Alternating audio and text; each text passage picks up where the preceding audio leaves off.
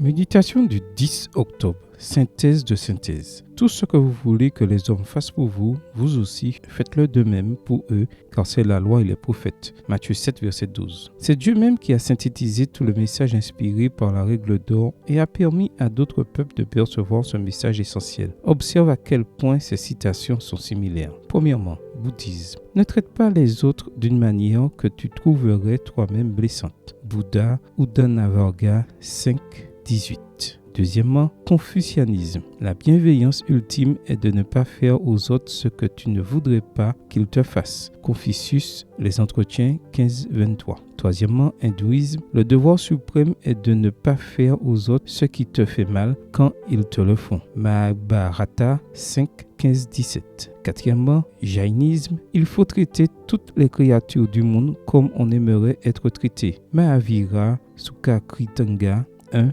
11, 33. Cinquièmement, judaïsme. Ce qui t'est odieux, ne le fais pas à ton prochain. En cela consiste toute la loi. Tout le reste est commentaire. Talmud, Sabbat 31a. Sixièmement, islam. Aucun de vous ne croit vraiment tant qu'il ne veut pas pour les autres ce qu'il veut pour lui-même. Mahomet, Sahih al-Bukhari 13. Dieu a placé dans le cœur de tous les peuples le sens du respect. Respect de soi et respect des autres. Être des gens spirituels et bons est essentiel pour cette valeur. Le respect est la mécanique de toute éthique. Il est le sens de toutes les relations. Mais comment l'acquérir? Beaucoup de ces phrases se sont révélées pertinentes, mais elles ne sont pas allées au-delà d'une citation pour de nombreux adeptes de ces religions. J'inclus dans cette déclaration de nombreux chrétiens. Comment l'acquérir? Jésus le dit dans certains versets précédents. Demandez et l'on vous donnera, cherchez et vous trouverez, frappez et l'on vous ouvrira, car quiconque demande reçoit. Celui qui cherche trouve et l'on ouvrira à celui qui frappe. Matthieu 7, versets 7 et 8.